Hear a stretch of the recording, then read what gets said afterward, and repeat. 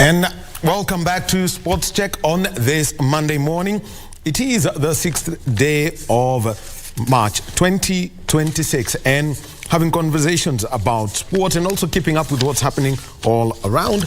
Just a quick recap of our news that we're taking a look at. Busia Youth Graduation Ceremony, and we've got Cabinet Secretary Ababu Namwamba there. That's happening today. The CPSC meeting in Kisumu, and His Excellency the President commissioning the affordable housing project at Tarehe constituency that is scheduled for this afternoon, and KBC Channel 1 will be bringing you that event live. And also, Kamche Medza, a reporter, is going to be giving us a report later on the malaria vaccine progress. This is an event that is organized by the State Department for Health and that event is taking place in Nairobi. Two more sporting conversations we're going to have. The final one is all about the Kenya Rugby Union, an aspirant speaking about what's expected of them and the manifesto, plus the African Beach Games and some, recent developments, very pleasant, some that can leave you boggled. Actually, even I at times get boggled by what happened, and federations themselves having to rethink their plans. And to have that conversation in studio with me, on my immediate left, we've got John Ogolla. He is the technical director of the Kenya Beach Games that will be taking place in Kilifi County on the 18th and the 19th of March. It's the first edition of the Games as they build up towards the African Beach Games in Tunisia, in Hammamet in June, and also the World Beach Games in Bali, Indonesia in August. On the far left, Susan Adhiambo. She's a program officer at the National Olympic Committee of Kenya. Welcome. Thank you. Thank you. Yes, I'll start with you, Susan. And, some of the recent developments. Now, let me just start with the Athletes Commission being set up. We know that on the NOCK board, we've got Helen Obiri and Humphrey Kayange, but the inclusion of athletes from across all disciplines, a background on the setting up of this commission and the way they will liaise as they represent people who want to don the Team Kenya jerseys. Thank you. So the Athletes Commission generally is the athlete's voice in the board, as you've said. And what we have been having is elected athletes representative. That is Humphrey Kayange and Helen Obiri. So they've been the representatives. But the Athletes Commission now brings together representatives from almost all sports. So we have ball sports, we have indoor sports, we have individual sports, racket sports. So that inclusion, so that you can have a voice from all cadres of members of NOC. So the Athletes Commission, we expect that they are going to be the ones bringing to the NOCK board the representation of the athletes' voices.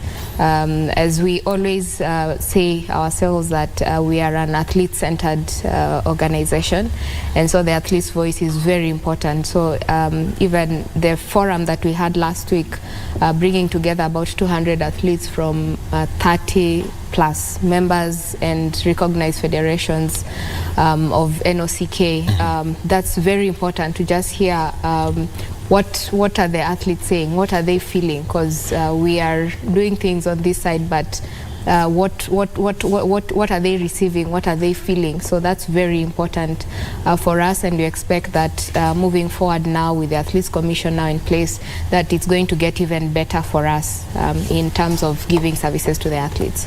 How much has it been modeled according to the Global Athletes Commission? Of course, we take best practices. The IOC has an Athletes Commission, a representative again from all continents, where our athletes representative Humphrey Kayange was also inducted into. We have the African one.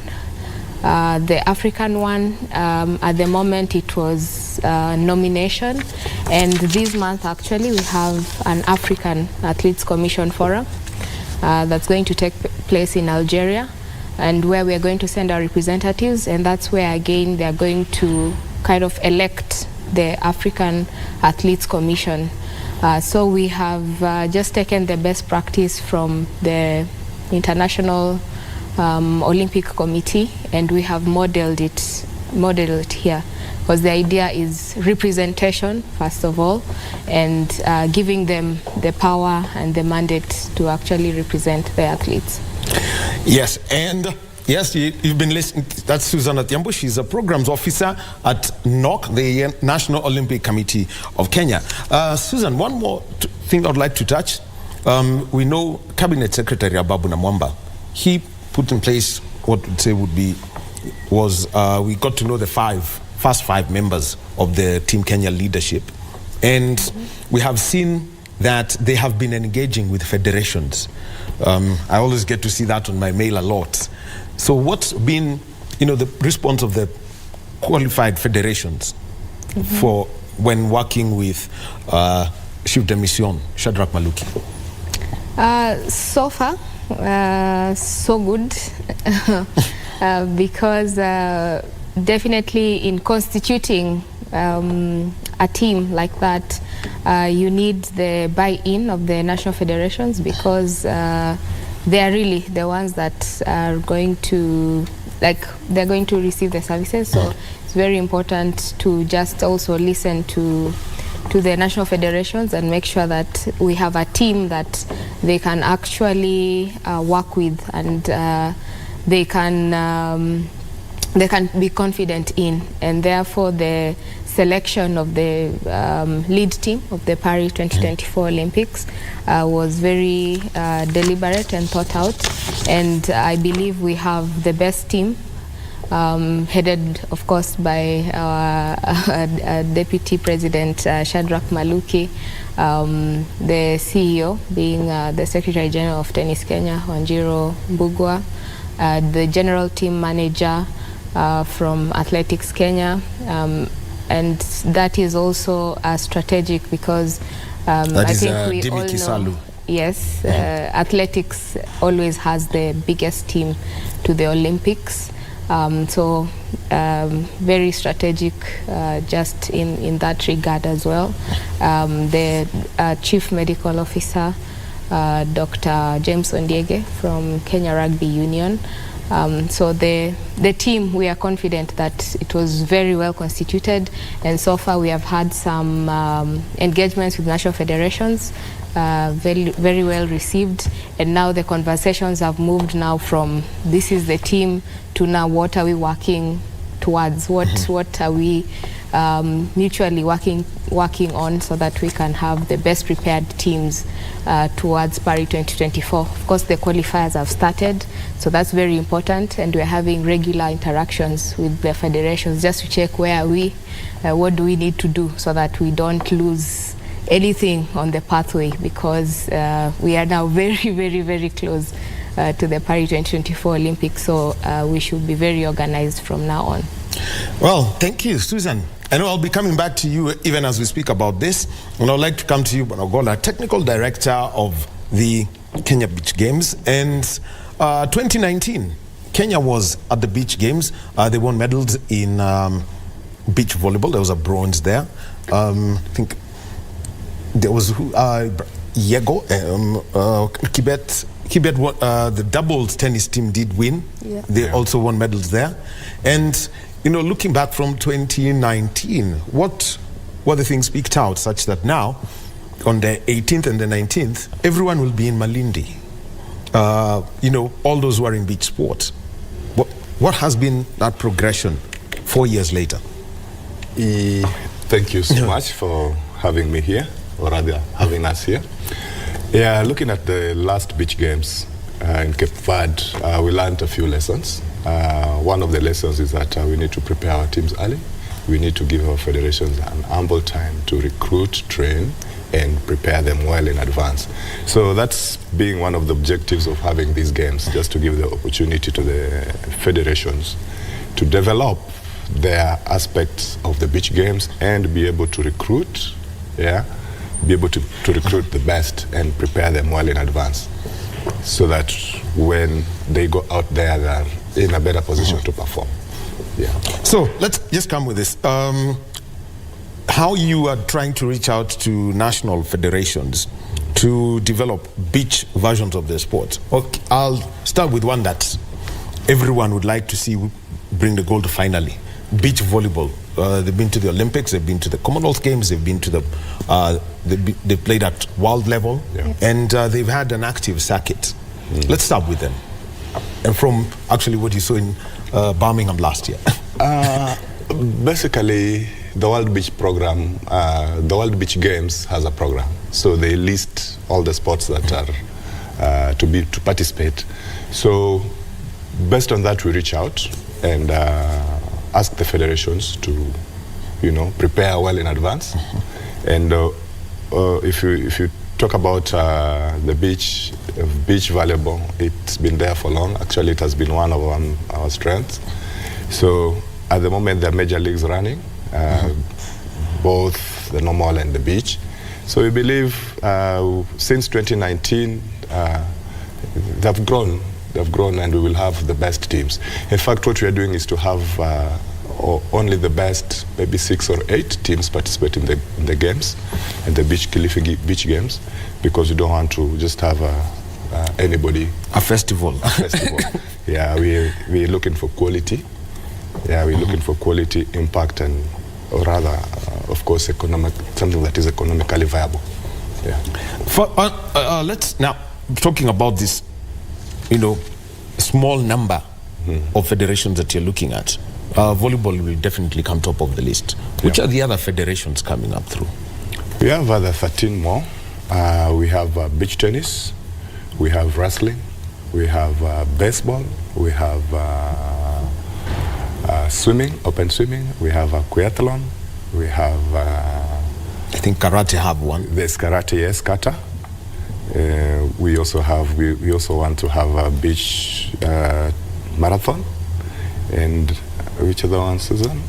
Beach sprint rowing. Yes, rowing, there's surfing. Sailing. Yeah, sailing.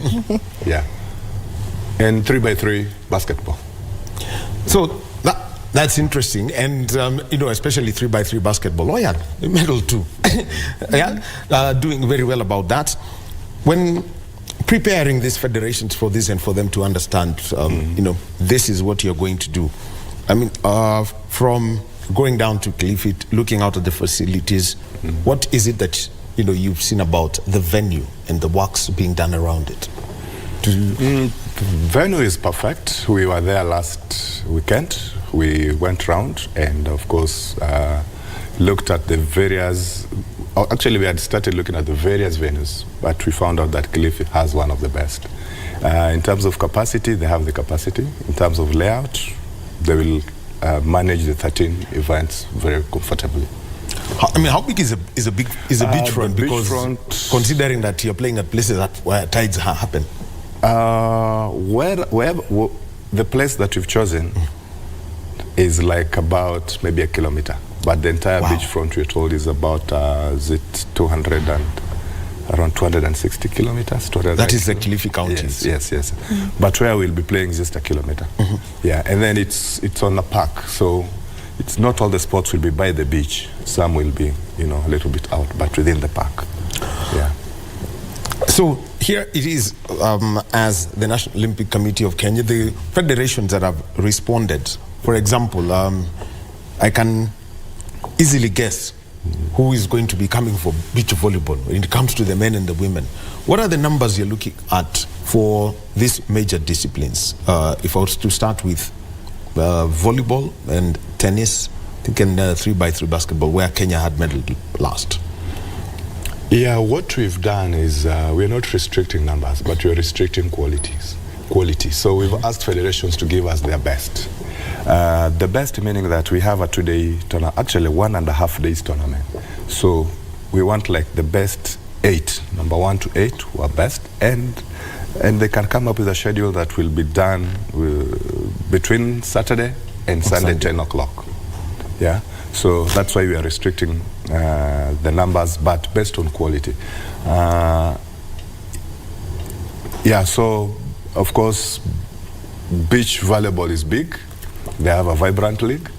But now it will be up to the federation to give us the best that they think can give them the quality of athletes that they would want to send to the games. You know, looking at beach games, one of the things that comes easily is if you live by the seaside, then this is one of what we would call sustainable sport. Yeah. You don't have crazy infrastructure investment. I'm thinking even of beach handball. All you just need is the beach. You're forever barefoot and 2 goals. Yes. How much is being done to encourage them to move away from the traditional indoor format or whatever we've got now, such that they pick up this and diversify?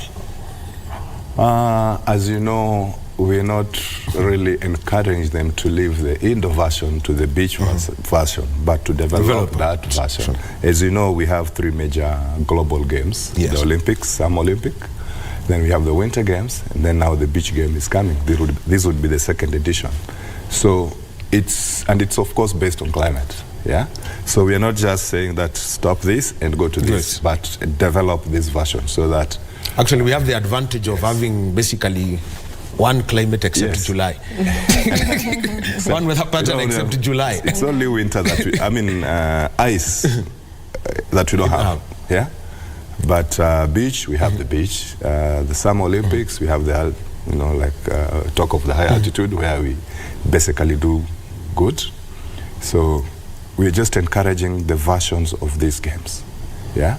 So that we can have more people participate, can have quality, And of course, being by the beach is also another way of promoting sports tourism. Yes. Yeah, so.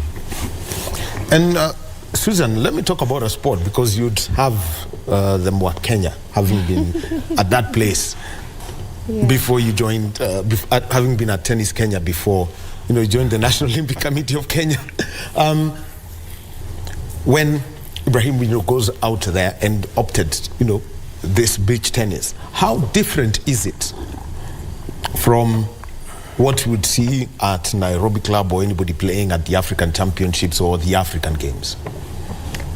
First of all, it really looks quite simple, but playing on sand is not easy. But the advantage is if you've already been practicing the sport in the traditional version, then you already have the skills. So you just need probably the technical skills to know how to move on sand. Movement is usually the biggest challenge. And of course, the equipment is a bit different, adapted to whatever. But it's... How different is it from the famous yellow tennis ball? For example, if we were to start with that. It's lighter. The balls are lighter. The rackets are lighter. So that's the major difference. Because of course you're playing on the air instead of playing on the field. So that's one of the major. But if you have the skills, for instance, to volley and to smash and that kind of thing, so you already have the skills, so you just need to adapt it to the beach.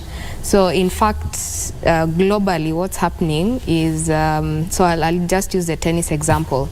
So you have the elite players,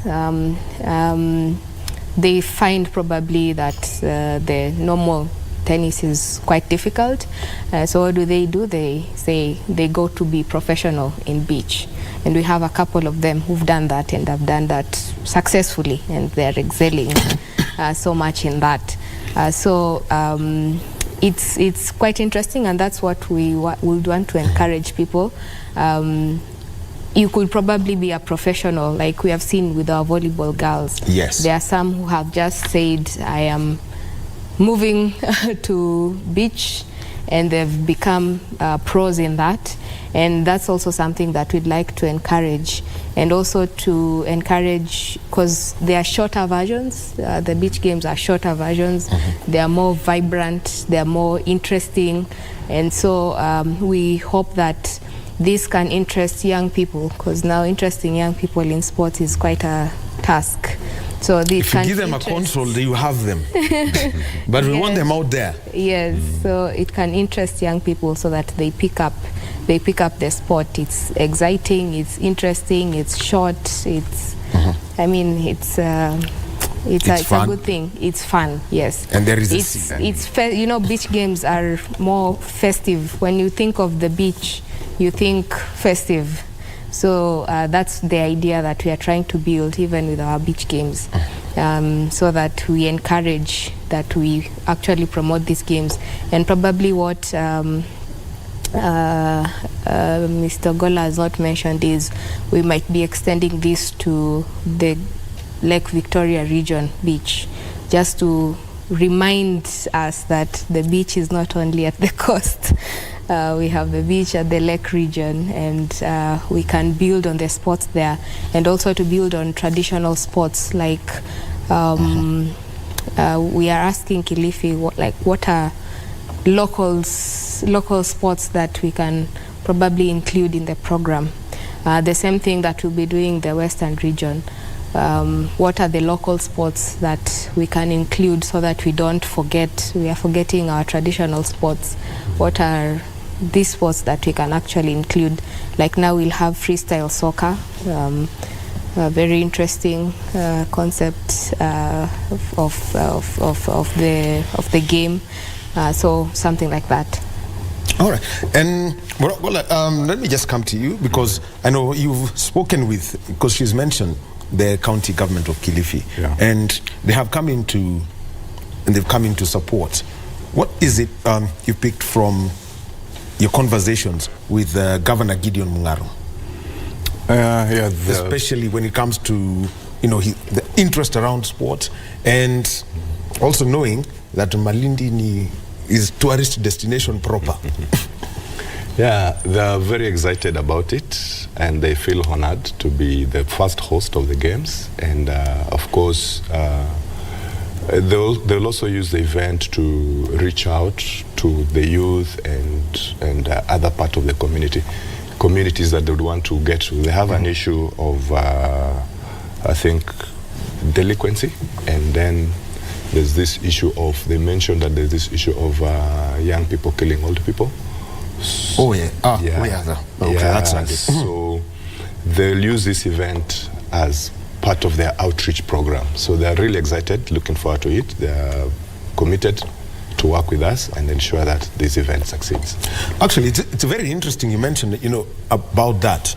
And how would you then have, you know, federations really understand the Olympism values, such that, you know, people that where there are problems, say some could be about drug abuse, others could be what is it called? The total lack of respect and honor amongst peers or different age groups. How are you helping them get that? Yeah, you know, sports is wide, and sports can be used to accomplish very many things. It's not only that, the participation in the field. Yeah, outside that field, there are other issues that sports can tackle, especially like bringing the crowds in, that issue of respect, that issue of competition, and of course tourism coming in as economic value for that. So the fact that people can come together and work as a team, participate competitively, enjoy after that, and of course it gives that channel where other issues can be conveyed to the wider masses, those who are not participating in the field. Yeah, so it's something that is, of course, building up. Yeah, and as we take the sports to the beach, you know, it's now out of the traditional stadium setup. More of public engagement will be achieved. Yeah. After this game, after the Kenya Games, the target is the African Games in Tunisia. That will be 3 months from now. So at least those teams that can represent the country, you know, compete, you know, will have been picked. What's the plan to ensure that there is a very good build-up towards the Africa Beach Games and the criteria now for the World Beach Games in Indonesia? Of course, after this, when the teams shall have been selected, As usual, we reach out to the government, and of course, the government will come in to support. But with our resources, NOCK, we always start supporting the federations, just to make them be ready and prepared for the games. Of course, we have programs for the coaches, we have programs for athletes, and of course, technical programs that just ensure that the people who have been selected are monitored and are training as they should. We have an elite commission that will be working, going around to the areas of training just to ensure that the programs are running. We don't want to have a team that, of course, after being selected and they go back and sit and wait to travel. Wait for the stamp on the passport. Yes. So Tunisia. So we have mechanisms to monitor and, of course, support them to be able to give the best when it comes to performance. Well, one of the ways that the National Olympic Committee of Kenya does is through the support through the Solidarity Scholarships. We know there are those who have already started receiving their scholarships, but there are some who come from the unique sports. Sabrina Zimada is one, Brian took in table tennis. So those in the odd sports, how's this program developing as you pick out athletes every Olympic cycle has happened, Susan? So what IOC has given us a chance for now is to do some bespoke programs. So there is what they offer, and there is what we have a need. So unique needs as an NOC, as Africa, as Asia, because everyone has unique needs. And so they have given us that that leeway that we can approach when we have these particular needs and see how we can negotiate how they can support us.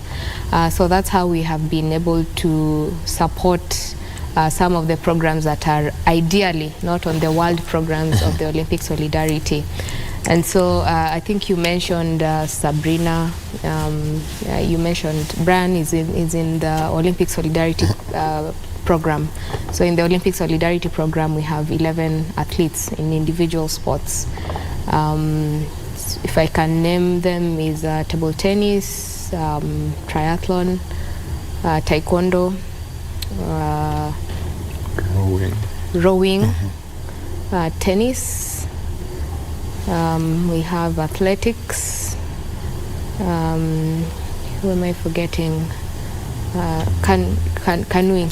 Instead of rowing, we have shooting. So these athletes are in the Solidarity program. Then we have another one called the Association of National Olympic Committees of Africa. Now that's a bit tough because that one is specifically for Africa to make podium finishes at the Olympic Games. And so even the criteria given to us is very strict. For someone to get into that scholarship, they have to be a top 10 in the world. And so you can imagine if you start counting the sports, how many athletes. Okay. I will tell you, it is very easy for me to point out who the top 10s are in the world. They all come mainly from one sport. Yeah. Precisely. So that's the challenge. It's good, but it's also a challenge that we can only get athletics into that program. So now we have 7 athletes, all from athletics in that program. And the idea is to give them the monthly scholarship so that they can podium in the Olympics. Then we have now what we call continental or NOC activities. And so here is where now we can present a case. Like now we are presenting a case. We have an athlete who missed out on the scholarship in fencing, Alexander Ndoro, because she came later when we have exhausted these scholarships. So now that's what we are trying to negotiate with them, that we have this athlete, very good. In fact, if she was there before when we were doing the scholarships, she would have probably gotten the ANOCK because she's top 10 in the world. Yeah. Right. Yeah. And beyond that now is NOCK trying to build its own scholarship program. And before here we had the athletics, and you dwelled a lot on the sprinters. And that's one area that we have also discovered that we can do very well. And we just need to support them a little. So NOCK is actually building its own scholarship, so that what we cannot get from our partners, probably we can build as an NOC so that we can support them, so that we can, like for instance, the sprinters, we can support them to do very well, and we believe that they can. So that's something that we are doing. In terms of the winter, like Sabrina, we approach Olympic Solidarity. We have this unique athlete. And they've been able to give us scholarship. In the last quadrennial we did, in this quadrennial, which has just started this, because the Winter Olympics is in 2026, they are all linked to the Olympic Games. So we should be able to also get her some support. It's limited. It's not enough, especially for the winter athletes. We have very many, not very many, but we have a couple of youngsters coming up. So far we have about 5 who've approached us. They're already in competition, in snowboard, in cross-country skiing, in alpine skiing, and we just need to support them to supplement what they're already doing so that they can represent us. And so that's something we are also looking at, some funds through Olympic Solidarity on how we can support them, and we believe we can. But more than that, we are talking to the Ministry of Sports, because what we can provide is limited. They need a lot more. So we are trying to talk to the Ministry of Sports in terms of policy. Can they support individual athletes? Yeah, because like the value that we are getting from Sabrina alone, being a black girl in a white spot in alpine skiing, yes, it's very huge. So it merits us to support. Yeah. All right. Hapo kwa Sasha Ndolo, kuna namba ya back, he's also a fencer, so oh. Pigeni simu, I'll help you. We'll help. We Kenyans know how to reach out, yeah, in various ways. So Bwana Ogolla, as we come to a close, like we say, for 18th and the 19th, like I would, if I was to call you, ningesema weka pin. It's a precise location for the games. It's called Buntwani Beach in Malindi town. Yeah. Of course we'll have public space. Yeah, it's a public space. It's accessible. Of course we'll have some security around it, but basically it's an open beach for everyone. Working with the security agents, we'll have to secure it a little bit, but it's at the Buntwani Beach in Malindi town. All right. Yeah. Thank you very much, Susan Adhiambo, Programs Officer, National Olympic Committee of Kenya. And we have got John Ogolla, who is the Technical Director for the Kenya Beach Games taking place in Malindi on the 18th and the 19th of March. That is the weekend after this. So that's where all the action will be, all building up to the African Beach Games in Tunisia and the World Beach Games in Indonesia. Thank you very much, ladies and gentlemen.